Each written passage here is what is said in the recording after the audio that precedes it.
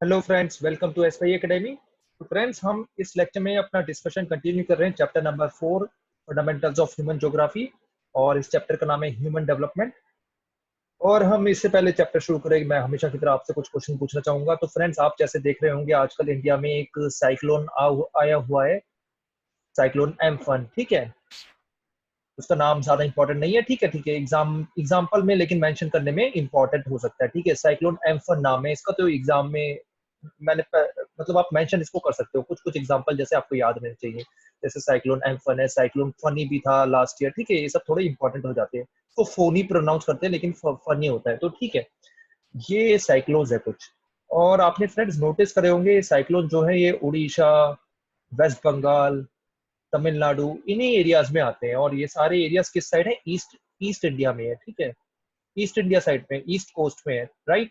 तो मेरा क्वेश्चन आपसे ये है कि अगर कोई स्टेटमेंट दे रखा है कि cyclone in India always come at east coast, तो ये स्टेटमेंट ट्रू है या फॉल्स है, ये आपको बताना है। आई होप आपको स्टेटमेंट क्लियर हो गया होगा कि साइक्लोन जो है वो ईस्ट कोस्ट में ही हमेशा आता है। अगर हिंदी में ये लिखा है तो क्या ये स्टेटमेंट सही है या गलत है, इसका आप आंसर कमेंट सेक्शन में लिख के दीजिए। सेकंड क्वेश्चन जो मैं आपसे पूछना चाहूंगा, सेकंड क्वेश्चन में आपसे ये पूछना चाहूंगा कि असम जो है, ये भी मैं ट्रू एंड फॉल्स स्टेट में पूछना पूछना चाहूंगा कि असम जो है, it touches the boundary of all north eastern states. Assam touches the boundaries of all north eastern states. ये स्टेटमेंट ट्रू है या फॉल्स है? तो ये दो क्वेश्चन है, काफी इंपॉर्टेंट क्वेश्चन है, काफी बार पूछ लिए जाते हैं। तो मैं आपसे रिक्वेस्ट करूंगा इनके आंसर आप कमेंट सेक्शन में लिखें। बाकी हम जो है इस चैप्टर में मैं बीच बीच में क्वेश्चंस पूछता ही रहूंगा, जैसे मेरी हमेशा पॉलिसी रही है। तो हमने लास्ट लेक्चर में पिलर्स देख लिए थे, 4 पिलर्स। आई होप आपको याद हो 4 पिलर कौन कौन से हैं। वो कौन कौन से हैं? E2SP करके कुछ बताया था मैंने, E2SP करके। E2 में क्या था? Equity, empowerment, equity and empowerment. S में क्या था? सस्टेनेबिलिटी। P में प्रोडक्टिविटी। जैसे पिलर्स पे बिल्डिंग खड़ी होती है, जब ये पिलर्स होंगे तभी ह्यूमन डेवलपमेंट होगा। ठीक है, अगर ये पिलर्स नहीं होंगे तो ह्यूमन डेवलपमेंट नहीं हो पाएगा। एक एक पॉइंट जो है अच्छे से आप थोड़ा याद रखना। कभी कभी स्पेशली 12th अगर आप क्लास के एग्जाम दे रहे हो तो सीधे क्वेश्चन पूछ लिया जा सकता है कि what are the 4 pillars of human development and explain them. तो एक्सप्लेन भी करना होगा। एक्सप्लेन में एग्जाम्पल तो देना ही है, मैंने आपको बता रखा है। आर्ट्स के सब्जेक्ट में एग्जाम्पल ना दो तो आपका आंसर यही समझ लेना चाहिए कि आंसर वो है ही नहीं। तो चलिए फ्रेंड्स, अब मैं अप्रोचेस डिस्कस करूंगा ह्यूमन डेवलपमेंट के। मैंने आपको बता दिया कि ह्यूमन डेवलपमेंट को मेजर करना काफी टफ होता है। ग्रोथ को तो मेजर इजीली कर सकते हैं, जीडीपी भी बता दिया कि ठीक है इतनी ग्रोथ हो रही है। अब ह्यूमन डेवलपमेंट जो है वो हमने ये भी देखा था कि क्वालिटेटिव होता है। ठीक है, क्वालिटेटिव होता है। तो अब देखते हैं कि ह्यूमन डेवलपमेंट को क्या तरीकों से मेजर करने की कोशिश की गई है हिस्ट्री से। ठीक है, हिस्ट्री से हम देखते आ रहे हैं। हिस्ट्री भी इतनी बड़ी हिस्ट्री नहीं है कि एंशिएंट टाइम से पढ़ेंगे। हिस्ट्री भी 1990 के बाद ही शुरू हुई है, उससे पहले ज्यादा कुछ ह्यूमन डेवलपमेंट से लेना देना नहीं था। ये कह दिया जाता था कि अगर किसी कंट्री में ग्रोथ ज्यादा हो रही है तो उसको ह्यूमन डेवलपमेंट ज्यादा बढ़िया चल रहा है। ठीक है, कोई भी चीज अगर क्लियर ना हो रही हो, मैं पूरे अच्छे तरीके से क्लियर करने की कोशिश कर रहा हूँ, लेकिन स्टिल अगर कोई डाउट रह जाए कमेंट सेक्शन में लिखिए, उस डाउट को मैं क्लियर कर दूंगा। 4 तरीके भी यहाँ पर दे रखे हैं कि there are many ways of looking at the problem of human development and some of the important approaches to measure the human development। वो क्या है? पहली अप्रोच है इनकम अप्रोच। ठीक है, सेकेंड अप्रोच है वेलफेयर अप्रोच, थर्ड अप्रोच है minimum needs approach, चौथी अप्रोच है कैपेबिलिटी अप्रोच। इसके लिए टेबल बना रखी है, तो टेबल बना के हमारा काम आसान ही कर दिया एक्चुअली। अब देखते हैं इनकम अप्रोच क्या है। नाम से ही पता चल रहा है, इनकम अगर ज्यादा है तो human development ज़्यादा है। So this is one of the oldest approaches to human development. Human development is seen as being linked to income. The idea is that the level of income reflects the level of freedom and individual enjoys। तो बात वैसे गलत भी नहीं है ना। अगर आप सोचो कि अगर आपके पास पैसा ज्यादा है तो फ्रीडम भी ज्यादा है, तो आपका डेवलपमेंट भी हो रहा है। और हम देखें तो हम ह्यूमन डेवलपमेंट ऐसे ही मेजर करते हैं, मतलब higher the level of income higher is the level of human development. Right, ये सही बात है या नहीं है? क्या क्या कहते हो आप इसके बारे में? बुरी बात तो नहीं है अगर मेरे से पूछी जाए, राइट। लेकिन स्टिल इसको इतना ज्यादा कंपेयर क्यों नहीं किया जाता, इतना ज्यादा इसको रिफ्लेक्टिव क्यों नहीं कहा जाता? तो आप थोड़ा ये सोचिए कि इनकम अप्रोच में आप इनकम निकालेंगे कैसे? Per capita income, per capita income करके निकालेंगे। राइट, इंडिया की इनकम अगर 1 करोड़ है, या सिंपल ले लेते हैं, ठीक है, मैथमेटिक्स इजी रखने के लिए। इंडिया की इनकम 10,000 है और यहाँ पर 100 लोग हैं, तो इंडिया की पर कैपिटा इनकम कितनी हो गई, 100 ही हो गई, ठीक है। This is the per capita income, इसका मतलब ये है कि पर बंदे की इनकम इतनी होगी, ठीक है। तो अगर इंडिया की 100 है, पाकिस्तान की 80 है, तो इंडिया जो है ज्यादा डेवलप्ड है, ऐसे कह सकते हैं, राइट और नॉट। तो ऐसे करके इसको निकाला जाता है। आई होप आप यहाँ पर थोड़ा समझ पा रहे हो कि इशू कहाँ पर आ रहा है। इशू ये आ रहा है कि ये 10,000 में से मे बी 9,000 सिर्फ 50 बंदों के पास हो, बाकी जो 50 बंदे हैं उनके पास सिर्फ 1,000 रुपए ही है। तो इन 50 का ह्यूमन डेवलपमेंट हुआ या नहीं हुआ, ये क्वेश्चन है। और इनका भी अगर ह्यूमन डेवलपमेंट हुआ है, तो क्या ऐसा ह्यूमन डेवलपमेंट हुआ है कि इनकी हेल्थ सही रही है, इनकी एजुकेशन रही है सही या नहीं, ये चीजें कैसे जज करें। अब आपके पास पैसा बहुत ज्यादा आ जाए, आपकी हेल्थ सही ना हो, तो क्या ये ह्यूमन डेवलपमेंट है या नहीं है। तो ये कुछ कुछ नेगेटिव्स भी हैं। तो जब भी आप थोड़ी सी चीजें पढ़ो तो उनके थोड़े नेगेटिव्स भी देखते रहना। तो आपको आई होप ये चीज तो क्लियर हो गई होगी, इनकम अप्रोच है क्या। अगर नेगेटिव्स भी क्लियर नहीं हुए तो कम से कम ये तो क्लियर हो गया होगा कि लेवल ऑफ इनकम अगर ज्यादा है तो फ्रीडम ज्यादा होगी और आप अपनी लाइफ जो है ज्यादा एंजॉय कर पाओगे। फिर देखते हैं सेकंड अप्रोच जो है वो वेलफेयर अप्रोच है मेजर करने की। This approach looks at human beings as beneficiaries or targets of all development activities. The approach argues for higher government expenditure on, याद रखना, education, health, social secondary and amenities. ठीक है, social secondary and amenities.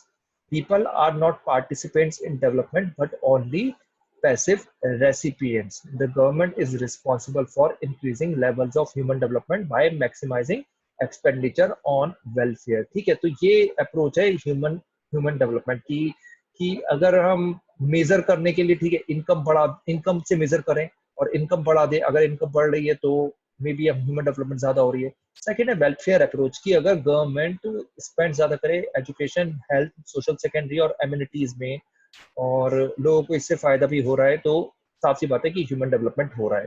तो इसको major करने का तरीका क्या है, अगर आपसे पूछ ले जाए कि कोई इसको मेजर कैसे कर रहा है, तो इसको मेजर करने का पहला तो यही तरीका हो गया कि अगर गवर्नमेंट का जीडीपी एजुकेशन में अच्छा खासा है, हेल्थ में अच्छा खासा है, और other social secondary and amenities वगैरह में है ज्यादा, तो इसका मतलब देश का ग्रो हो रहा है। तो मे बी एक ये अप्रोच है, ठीक है। तो आई होप ये बात आपको पता समझ में आ गई हो कि this approach looks at human beings as beneficiaries और targets of all development activities.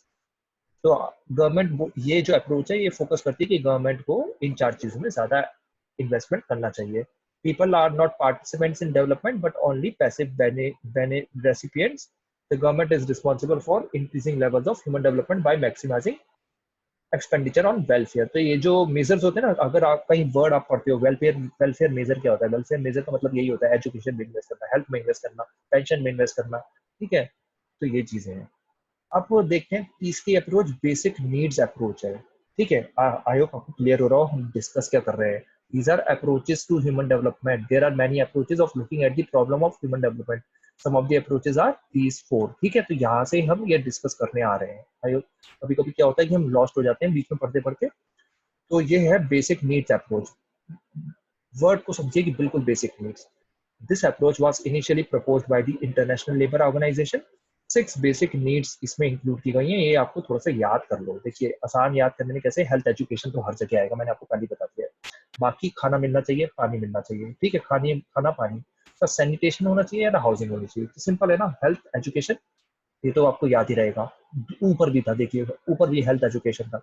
बाकी फूड, वाटर सप्लाई, ठीक है, खाना पानी और सैनिटेशन और हाउसिंग, ये 6 चीजें हैं। The question of human choices is ignored and the emphasis is on the provision of basic needs of defined sections. तो बेसिक नीड पूरी होनी चाहिए, भले ही उनकी ह्यूमन चॉइसेस आर इग्नोर्ड, मतलब फ्रीडम को थोड़ा इग्नोर कर रहा है, ठीक है, फ्रीडम को थोड़ा इग्नोर कर रहा है, ये जो था। और आप पहला अगर देखो तो पहला वाला कह रहा था कि इनकम बढ़ रही है तो इंडिविजुअल एंजॉय कर रहा है, तो देखो यहाँ पे इनकम की कोई बात ही नहीं है। यहाँ देखो इनकम की कोई बात ही नहीं है, ठीक है। ठीक है, आई होप आपको क्लियर हो रहा होगा। पहली अप्रोच इनकम की बात करती थी, पैसा होना चाहिए इंसान के पास, तो वो ये आर्ग्यू करती थी पैसा है तो इंसान सब कुछ कर ही लेगा, ठीक है। सी अप्रोच कहती है कि health education, water supply, food, sanitation, housing होनी चाहिए। सेकेंड अप्रोच कहती है कि education, health, social secondary and amenities होनी चाहिए। People are not participants in development but only passive recipients. Recipient, final जो बेनिफिट मिलता है वो लोगों को मिलता है। और वेलफेयर अप्रोच, वर्ड याद रखो वेलफेयर, वेलफेयर मतलब गवर्नमेंट को काम करना होगा, ठीक है, गवर्नमेंट ही पैसा देगी और कोई तो देगा नहीं, ठीक है। प्राइवेट सेक्टर भी दे सकता है, लेकिन प्राइवेट सेक्टर को फैसिलिटेट करने के लिए भी गवर्नमेंट को ही एनवायरनमेंट क्रिएट करना पड़ता है। लास्ट अप्रोच है कैपेबिलिटी अप्रोच। ये जो अप्रोच है ये एसोसिएटेड है प्रोफेसर अमर्त्य सेन से, एंड इनका कहने का मतलब है कि building human capabilities in the areas of health, education and access to resources, जो हम डिस्कस करते हुए आ रहे थे। ठीक है, पिछला लेक्चर आया हो तो आपने देखा होगा, जिसमें health, education and access to resources हमने 3 चीजें डिस्कस करी थी, और हर के बारे में हमने पढ़ा भी था। Health, education, access to resources क्या होता है। और अगर नहीं भी पढ़ा तो अभी फिर से भी देख लेंगे इसे। ठीक है, अगर नहीं भी पढ़ा तो अभी फिर से भी देख लेंगे इसे, लेकिन अगर आपको से मैं रिक्वेस्ट करूंगा पुराना लेक्चर इसमें एक बार देख ले। तो 4 अप्रोचेस ये हो गई, अप्रोचेस टू ह्यूमन डेवलपमेंट, और आई होप आपको क्लियर हो गया होगा। तो ये 4 अप्रोचेस को 4 ऐसे भी आप सोच सकते हो कि गवर्नमेंट को अगर अगर कोई सजेस्ट करता है, नीति आयोग सजेस्ट करता है कि इनकम अप्रोच फॉलो करो, तो गवर्नमेंट फॉलो करेगी कि इनकम बढ़ाने का सोचेगी। सेकंड चीज है वो मेजर भी इसी से करेगी। ठीक है, तो 2 चीजें हैं यहाँ पे कि गवर्नमेंट का पॉलिसी भी इसी पे डायरेक्ट हो जाती है, और फिर इंडेक्सेस जो मेजर करती है वो भी इस पे डायरेक्ट हो जाते हैं कि हम इनकम से मेजर करेंगे। ठीक है, आई होप आपको बात समझ में आ रही होगी। यहाँ पर एक वर्ड दे रखा है इंटरनेशनल लेबर ऑर्गेनाइजेशन, थोड़ा सा बता दूं इसके बारे में। तो यूएन है, यूनाइटेड नेशंस, उसके 15 प्रिंसिपल ऑर्गन्स हैं। इस पे मैं अलग से वीडियो बना दूंगा, अभी नहीं बना रहा। ठीक है, अभी मैं बस, तो मैं थोड़ा सा मतलब यहाँ पर आपको थोड़ा सा यूएन के बारे में बता रहा हूँ, मैं अलग से वीडियो बना दूंगा, अभी थोड़ा सा ले लेते हैं। यूएन के 15 नहीं 6 प्रिंसिपल ऑर्गन्स होते हैं। ठीक है, 6 प्रिंसिपल ऑर्गन्स होते हैं, और 15 क्या होती है, 15 इनकी स्पेशलाइज्ड एजेंसीज होती हैं। ठीक है, थोड़ा सा क्लियर होना चाहिए, पब्लिक एडमिनिस्ट्रेशन और पॉलिटी वालों या इंटरनेशनल रिलेशंस जो पढ़े उनको पहले ही पता होगा कि 6 प्रिंसिपल ऑर्गन, जिसमें जैसे यूनाइटेड नेशंस जनरल असेंबली आता है, यूनाइटेड नेशंस सिक्योरिटी काउंसिल आता है जिसका इंडिया मेंबर भी बनना चाह रहा है। उसके बाद कुछ कुछ और भी चीजें आती है, जैसे सेक्रेटरीट आता है, इंटरनेशनल कोर्ट ऑफ जस्टिस जिसके मामले काफी बार आते रहते हैं। अभी इंडिया और पाकिस्तान का भी इशू वहां पर गया था। फिर सेक्रेटरीट आता है।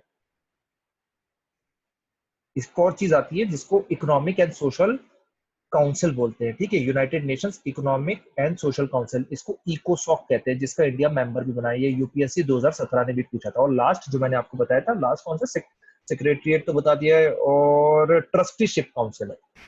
ट्रस्टीशिप काउंसिल है। ये सब क्या है ये मैं डिटेल में डिस्कस नहीं कर रहा, मैं बस ये बताना चाह रहा हूँ कि 6 प्रिंसिपल ऑर्गन होते हैं, 15 स्पेशलाइज्ड एजेंसीज होती है, जिसमें से एक एजेंसी है इंटरनेशनल लेबर ऑर्गेनाइजेशन।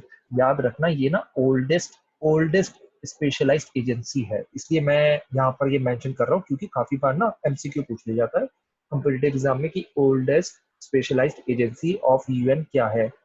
आंसर होगा इंटरनेशनल लेबर ऑर्गेनाइजेशन। तो लीग ऑफ नेशंस बनी थी ना 1900, जिसने हिस्ट्री पढ़ी है उसको थोड़ा सा पता होगा कि लीग ऑफ नेशंस बनी थी 1919 में। तभी के टाइम में इंटरनेशनल लेबर ऑर्गेनाइजेशन बनी थी। तो इंटरनेशनल लेबर ऑर्गेनाइजेशन कहाँ से आती है, तो लीग ऑफ नेशंस तो देखिए खत्म हो गई 1940 1940s में। लीग ऑफ नेशन खत्म हो गया। लीग ऑफ नेशन के बाद यूनाइटेड नेशन बना, लेकिन इंटरनेशनल लेबर ऑर्गेनाइजेशन बरकरार रहा। इंटरनेशनल लेबर ऑर्गेनाइजेशन को फाइनली एक स्पेशलाइज्ड एजेंसी बनाया गया, किसका, यूनाइटेड नेशंस का।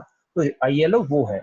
और तो मैंने आईएलओ इसलिए पढ़ा है क्योंकि ओल्डेस्ट स्पेशलाइज्ड एजेंसी है, ये आपको क्लियर होना चाहिए। आई होप आपको ये आईएलओ क्लियर हो गया होगा। चलिए अब लेक्चर पे वापस आ जाते हैं। अब हम डिस्कस करेंगे ह्यूमन डेवलपमेंट इंडेक्स के बारे में थोड़ा सा। तो measuring human development, so human development index ranks the countries based on their performance is the in the key areas of health, education and access to resources। तो ये वही चीज आ गई जो मैंने आपको बताई थी कि अभी डॉक्टर अमर्त्य सेन के बारे में जो उन्होंने दिया था कि कैपेबिलिटी अप्रोच है। ठीक है, ह्यूमन एचडीआई किसको यूज करा है, कैपेबिलिटी अप्रोच को। और ये जो रैंक देता है ये 0 to 1 के बीच में देता है। 0 का मतलब आपका ह्यूमन डेवलपमेंट बिल्कुल ही 0 है, और 1 का मतलब आपका बेस्ट है। And that a country earns from its record in the key areas of human development. Indicator chooses to assess health. Uh, to assess health is the life expectancy at birth. तो इसका देखिए मैं इसको थोड़ा सा समझा दूं क्योंकि ये थोड़ा सा इंपॉर्टेंट है, कॉम्पिटेटिव एग्जाम के लिए बहुत ज्यादा इंपॉर्टेंट है। एचडीआई ह्यूमन डेवलपमेंट इंडेक्स 3 चीजें देखता है। कौन सा, हेल्थ, शॉर्टकट में लिख रहा हूँ एजुकेशन, आप कभी भी शॉर्टकट यूज मत करना, मैं कर सकता हूँ क्योंकि मेरे को जल्दी जल्दी पढ़ाना है। एक्सेस टू रिसोर्सेज, ठीक है, आप कभी यूज मत करना। ये कह रहा है लाइफ एक्सपेक्टेंसी आपकी बर्थ पे कितनी है, जैसे इंडिया में कितनी है लाइफ एक्सपेक्टेंसी, 67 68 है। एग्जैक्ट क्या है कमेंट सेक्शन में आप लिखो, 67 68 है। ठीक है, तो ये अगर किसी कंट्री की लाइफ एक्सपेक्टेंसी ज्यादा है, जैसे जापान की काफी ज्यादा है, कितनी है एक बार आप चेक कर लेना और कमेंट सेक्शन में लिख लेना। तो जापान की जैसे लाइफ एक्सपेक्टेंसी काफी ज्यादा है, तो अगर जापान की ज्यादा लाइफ एक्सपेक्टेंसी तो वहां पर जो होगा हेल्थ का पैरामीटर में ज्यादा मार्क्स मिलेंगे। ठीक है, अब आते हैं एजुकेशन कैसे मेजर करते हैं। तो higher life expectancy means that people have a greater chance of living longer and healthier life. ठीक है, क्लियर हो रहा होगा आपको। ठीक है, ठीक है, देखिए हर चीज ना कंट्रोवर्शियल कह सकते हो कि लाइफ की क्वालिटी चेक करने की होती है बात, ये सब होता है, लेकिन इंडेक्स मेजर करने का देखिए एक क्वांटिटेटिव वे में ऐसे ही चीजें डिफाइन की जाती हैं। तो बस ये याद रखो, यहाँ पर क्वालिटी वगैरह के बारे में बात नहीं कर रहा।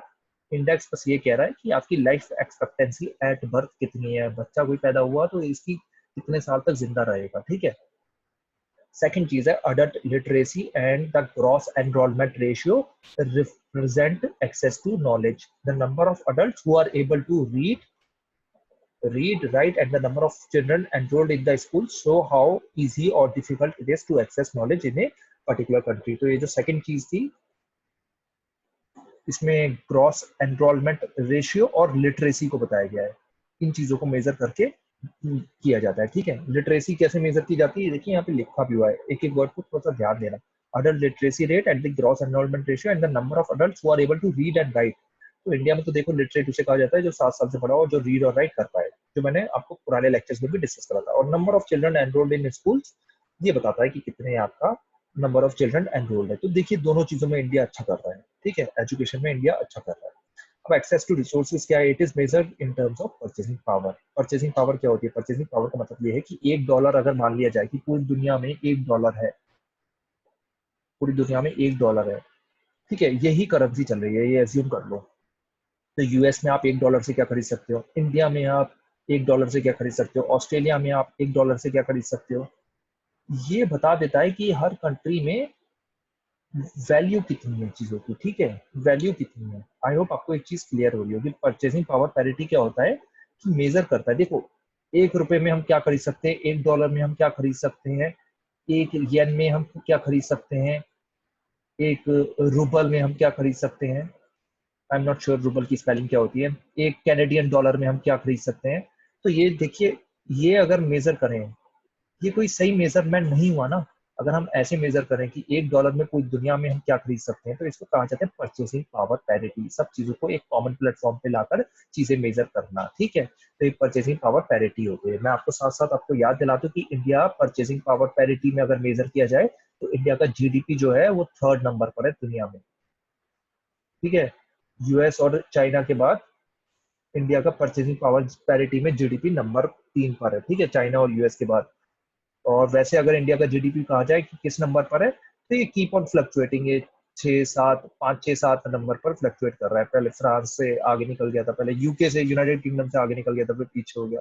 तो अभी ये फिगर जो है कीप ऑन चेंजिंग। तो आप एक बार चेक कर लेना इंडिया की रैंक क्या है, लेकिन परचेसिंग पावर पैरिटी में इंडिया की रैंक जो है नंबर 3 है, जीडीपी अगर मेजर किया जाए परचेसिंग पावर पैरिटी में। तो मैं वापस आना चाहूंगा कि यहाँ पर जो तीसरी चीज कही गई है access to resources. Access to resources का मतलब ये है कि एक एक it is measured in terms of purchasing power in US dollars. ठीक है, कि $1 में आप कितना खरीद सकते हो। और each of these dimensions is given a weight of 1/3। Human development index is a sum total weights assign to all these dimensions. तो ये जितनी भी मैंने डायमेंशन लिखी, इसको 1/3 कर दो, इसको 1/3 कर दो, इसको 1/3 कर दो, जो आया उसको सम कर दो, वही आंसर हो गया। ठीक है, and human development index is sum of weight of assign to this. तो अगर कभी न्यूमेरिकल भी कोई पूछ ले तो आप आई होप आप आंसर देता होगे। तो आप समझ गए होगे कि इतना स्कोर जो है वेरी हाई है, और ये जो स्कोर है 0.2 ये बहुत ही कम है। Human development index measures attainments in human development, yet it is not the most reliable measure. This is because it does not say anything about the distribution. Distribution क्या होता है, इसका मतलब क्या है, अगेन वही वाली बात आ गई भाई कि वही ये जो है लाइफ एक्सपेक्टेंसी आप बर्थ देख रहे हो, तो ये मे बी इंडिया की 68 हो। तो 68 में ऐसा है कि भाई ऐसा क्या है, ऐसा है कि कुछ कुछ लोग तो 90 साल जिंदा रह रहे हैं, और कुछ गरीब लोग जो है वो 40 साल ही जिंदा रह रहे हैं। तो सही से डिस्ट्रीब्यूशन मेजर नहीं कर पा रही है। ऐसे ही एक्सेस टू रिसोर्सेज भी आप देखो, तो जो आप $1 के टर्म्स में मेजर कर रहे हो, अगेन ये वही वाली बात हो गई, कोई कोई आदमी तो बहुत कुछ खरीद सकता है, कोई कोई आदमी नहीं खरीद सकता कुछ भी। तो डिस्ट्रीब्यूशन की आई होप आपको बात समझ में आ गई होगी। ये वाला जो चीजें रिजॉल्व ये भी नहीं कर पाई है। तो इसको मेजर करने के लिए जो शॉर्टफॉल है, इसको रिमूव करने के लिए ह्यूमन पॉवर्टी इंडेक्स होता है, is related to the human development index. This index measures the shortfall in human development.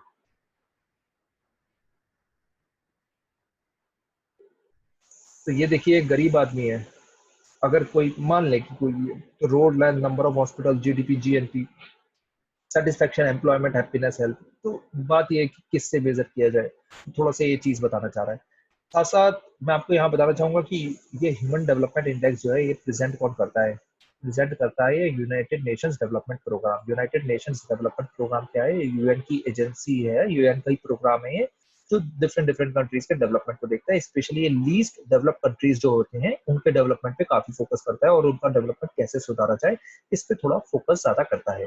साथ साथ मैं आपको ये बताना चाहूंगा कि यूनाइटेड नेशंस डेवलपमेंट प्रोग्राम का जो हेडक्वार्टर है वो न्यूयॉर्क में है। अगर कभी एमसीक्यू आए तो, और यूनाइटेड नेशंस की बॉडी हो, तो आंसर न्यूयॉर्क, यूएस में कोई मार देना, ठीक है? यूएस में मार्क कर देना, क्योंकि ज्यादातर यूएन के ऑफिस वहीं है। सेकंड, अगर अगर कोई वो ऑप्शन नहीं दे रखा, तो जेनेवा मार देना, ठीक है? स्विट्जरलैंड में है Geneva. This reports provide a rank-wise list of all member countries according to the level of human development.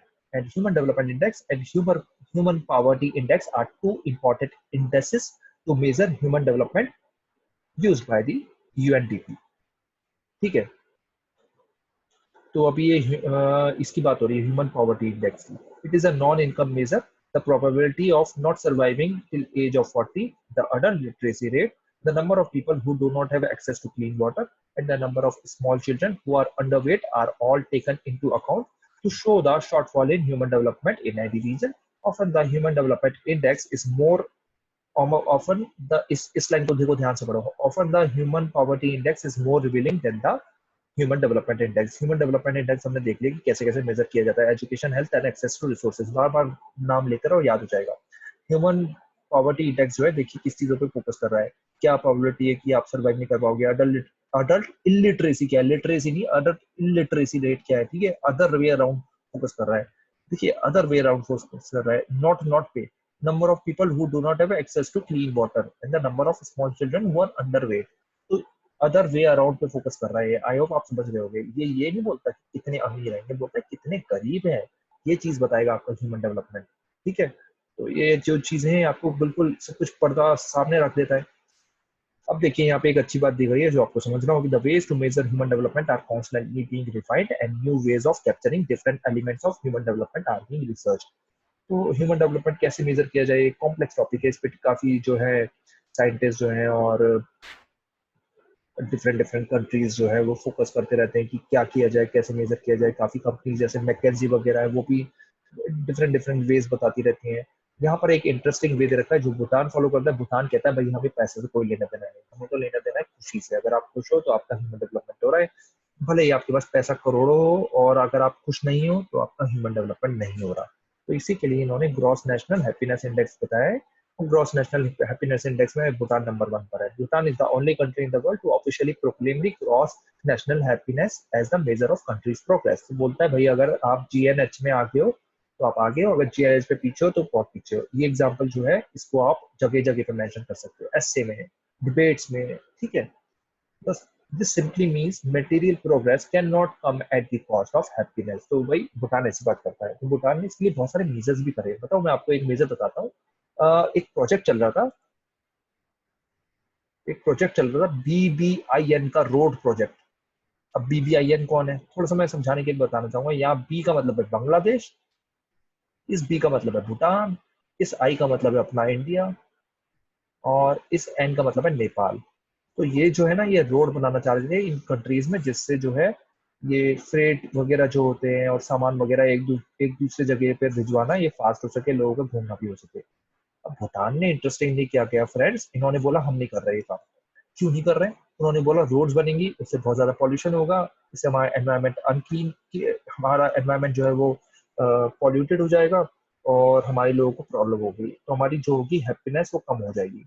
तो इसलिए ये जो BBIN रोड प्रोजेक्ट था, इसको रिजेक्ट कर दिया भूटान ने। तो अब बांग्लादेश, इंडिया और नेपाल करके कुछ ना कुछ कर रहे हैं, हम देखते हैं क्या कर पाते हैं। तो देखिए कितनी बड़ी बात है, समझ रहे हो ना आप? तो भूटान कितना इन सब चीजों पे फोकस करता है। बाकी कंट्रीज जो है मटेरियल लाइफ पे फोकस कर रहे हैं।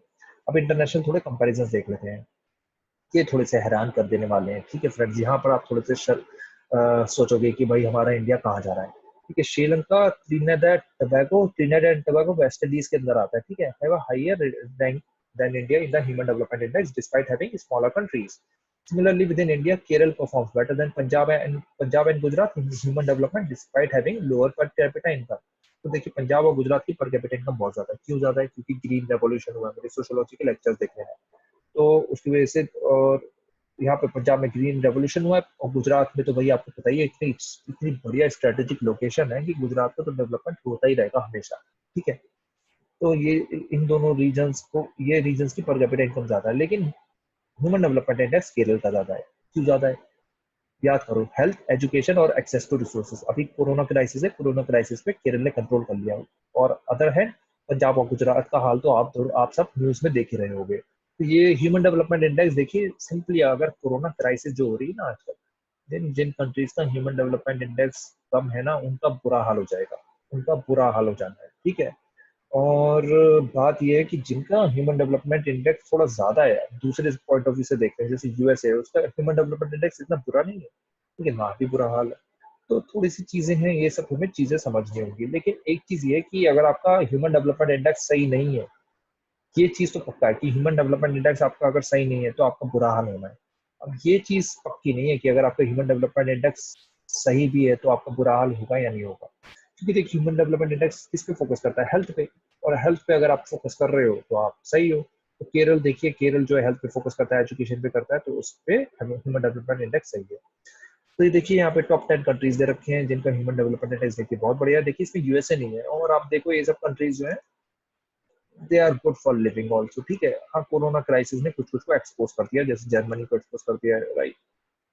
एनीवेज, हम अपनी चीजें आगे देखते हैं। तो इन सब कंट्रीज में और चीजें क्या कॉमन है, ये बोलने की कोशिश कर रहा है कि ऐसे कौन से इन चीजों में कॉमन क्या है। इनकी मैप चेक करो आप, और चेक करो कि क्या कॉमन है। और साथ साथ मैं आपको एक और चीज बताऊं, इन सबकी ना कैपिटल भी देखते रहा करो। नॉर्वे की कैपिटल क्या है किसी को नहीं पता होती है, सरप्राइजिंगली।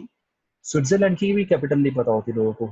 बताइए स्विट्जरलैंड की क्या कैपिटल है, ऑस्ट्रेलिया की क्या कैपिटल है। इन सब की कैपिटल लिख दो आप कमेंट सेक्शन में। ठीक है, बड़ी इंटरेस्टिंगली देखते हैं कि आप किन किन की कैपिटल आती है, राइट। इन सब की कैपिटल लिख दो। और if you know the capital of Switzerland और Australia, you are very good. ठीक है, यू आर वेरी गुड।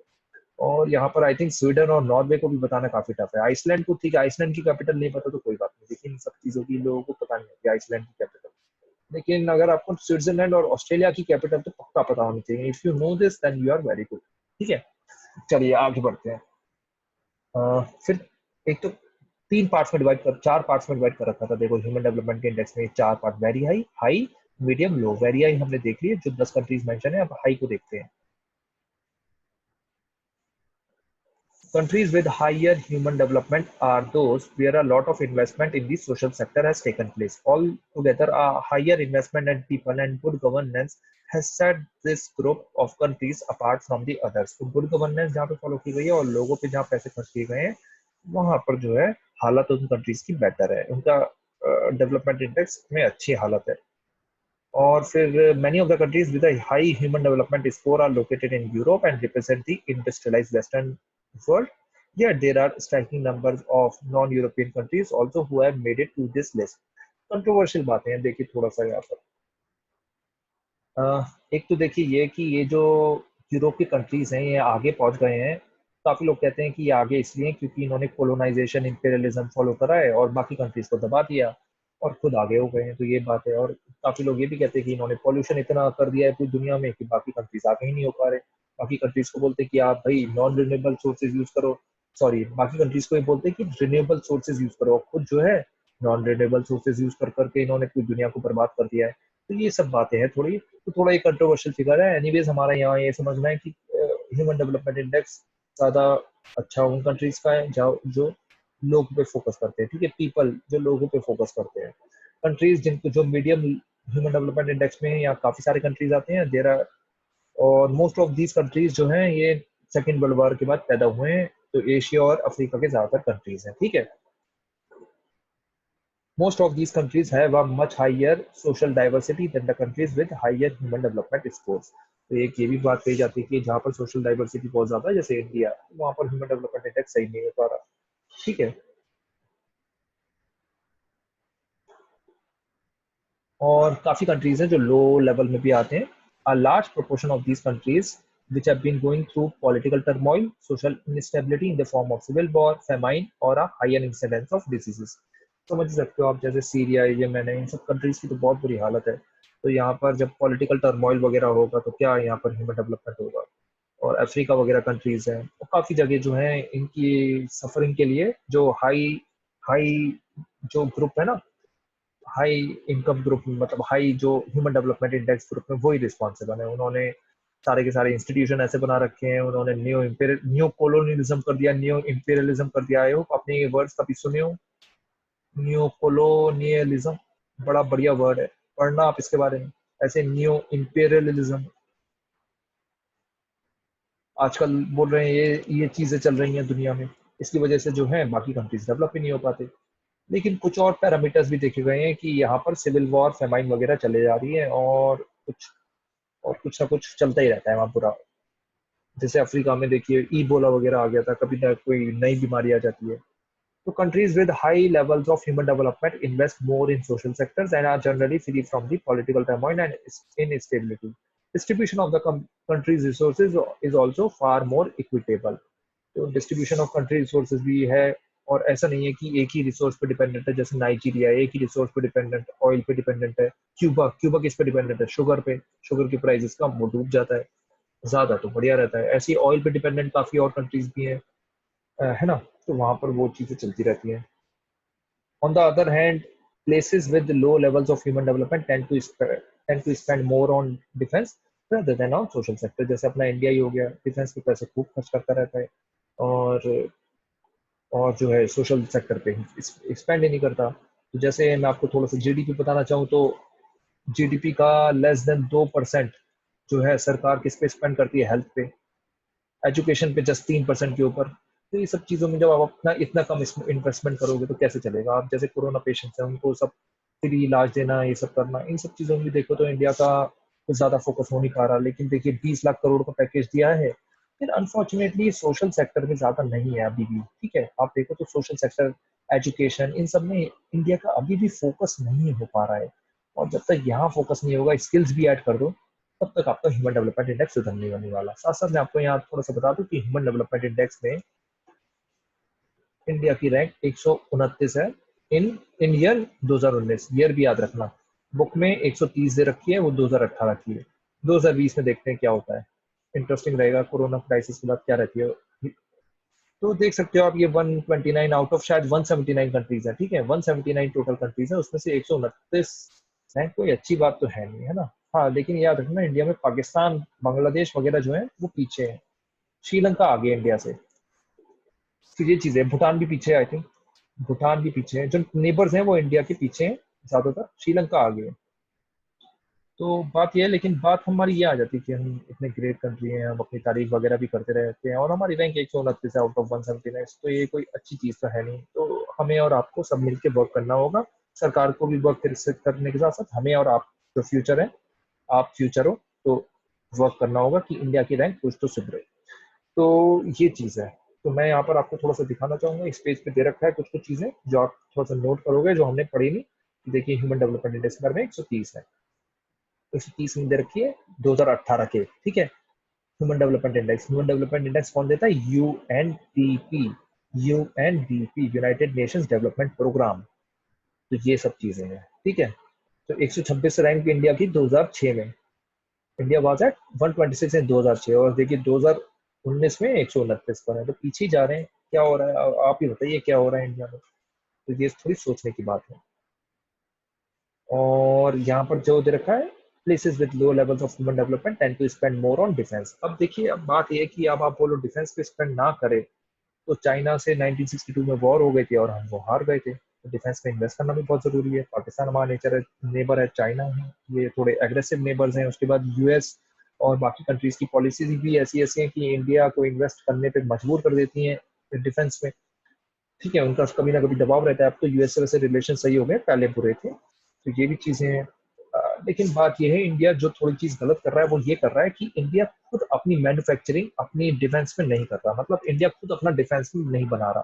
तो ये चीज थोड़ी सी गलत कर रहा है. अगर आपसे कभी टॉपिक पूछा जाए डिफेंस ठीक है करो तो, लेकिन जो चीजें बाय करो, जैसे आपको हेलीकॉप्टर लेना है, आपको प्लेन लेना है, आपको गन लेनी है, अब वो इंडिया से बनवाओ कुछ करके। कैसे बनवाओ ये नहीं पता, क्योंकि कैसे बनवाओ में बात आ जाती है। अब थोड़ा सा हम थोड़ा सा टॉपिक पे बाहर जा रहे हैं।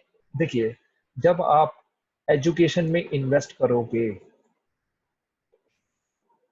तो आपके अच्छे स्टूडेंट्स बनेंगे, ठीक है। वो अच्छे स्टूडेंट जो होंगे वो रिसर्च में जाना चाहेंगे, ठीक है, वो लोग रिसर्च में जाना चाहेंगे। साथ साथ अगर आप एजुकेशन और रिसर्च में अलग से इन दोनों में इन्वेस्ट करोगे तो आपके पास ऐसे इंस्टीट्यूशंस होंगे, ऐसे लोग होंगे, ऐसी कंपनीज होंगी जो अपने डिफेंस इक्विपमेंट्स खुद बना पाएंगी।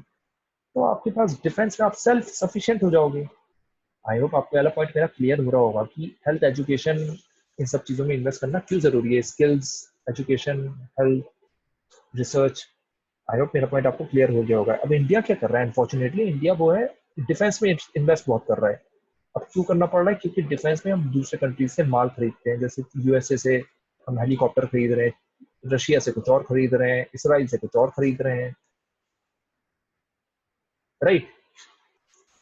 तो इन कंट्रीज को डॉलर में पे करना पड़ता है, काफी ज्यादा कॉस्ट होती है। रफेल हमने फ्रांस से खरीदा। अब ये क्यों खरीदना पड़ रहा है, क्योंकि इंडिया कुछ नहीं बना पा रहा। अब इंडिया कुछ बनाता भी है तो उनकी क्वालिटी इतनी गंदी होती है फ्रेंड्स कि उसको एक्सेप्ट नहीं कर सकती हमारे डिफेंस फोर्सेस, तो ये भी प्रॉब्लम है, ठीक है। तो अब कुछ कुछ चेंजेस करने की कोशिश कर रहे हैं, मेक इन इंडिया वगैरह में अभी अभी रिसेंटली कुछ कुछ चीजें और भी चेंज करी हैं, देखते हैं कितना होता है। लेकिन आई होप आपको यार पॉइंट क्लियर हो रहा होगा कि पॉइंट क्या है, इंडिया को क्या करना चाहिए, एजुकेशन और रिसर्च में फोकस करे तो आपको डिफेंस खुद ही कर पाएगा। तो यही बाकी कंट्रीज भी यही चीजें फॉलो करते हैं। तो इससे अगर आप इनमें इन्वेस्ट करोगे तो आपका पैसा इंडिया में ही रहेगा, यहाँ तो आपका पैसा जो है सारा बाहर जा रहा है, ठीक है। तो ये चीजें हैं कुछ कुछ। This shows that these countries tend to be located in areas of political instability and have not been able to initiate accelerated economic development. तो जैसे साउथ कोरिया है, साउथ कोरिया जो है यूएसए की हेल्प ले लेता है जब भी उसे कोई प्रॉब्लम होती है, और वो अपने ह्यूमन डेवलपमेंट इंडेक्स में फोकस करता है। इंडिया जो है वो सेल्फ डिपेंडेंट थोड़ा कंट्री है, और अपने जो है नेबर्स भी थोड़े ऐसे हैं शरारती, तो हमें अपने डिफेंस में इन्वेस्ट करना पड़ता है, इसलिए हम ह्यूमन डेवलपमेंट इंडेक्स में थोड़े पीछे हैं और हम इन्वेस्ट ज़्यादा कर नहीं पा रहे हैं। तो आइडिया ये है, जैसे हम ने एसवाई एकेडमी बनाया कि एजुकेशन में थोड़ा सा इंप्रूव किया जाए, ऐसे ही आप भी कुछ ना कुछ कर सकते हैं health, education, access to resources में। देखिए आप क्या क्या कंट्रीब्यूशन कर सकते हैं। इसी बात पे हमारा ये चैप्टर फ्रेंड्स खत्म हुआ है। ये कुछ कुछ क्वेश्चन दे रखे हैं, आई होप इसका आंसर कर दोगे। इसका सेकंड आंसर थोड़ा ध्यान से करना है, इसका आंसर लोग जल्दबाजी में गलत मार्क करके आ जाते हैं। And which of these is best describes development? An increase in size, positive change in quality, a constant in size, a simple change in the quality. तो मैंने अच्छे से चीजें तो आपको बताई हैं, आप आराम से इसके आंसर्स दे पाओगे। ये क्वेश्चंस आपको थोड़े से आसानी लगेंगे आफ्टर दिस डिस्कशन, ठीक है। यहाँ पिलर्स ऑफ इकोनॉमी के बारे में, पिलर्स ऑफ ह्यूमन डेवलपमेंट के बारे में बात की गई है, इक्विटी एंड सस्टेनेबिलिटी। तो फ्रेंड्स ये थे आज का डिस्कशन। कोई भी डाउट हो कमेंट सेक्शन में आप लिखें, और एसवाई एकेडमी को सब्सक्राइब करना ना भूलें। और अगर आपको वीडियो अच्छा लगा तो लाइक करें, और अपने फ्रेंड्स से भी प्लीज बोलें कि इस चैनल को सब्सक्राइब करें। Thank you for watching this, have a good day.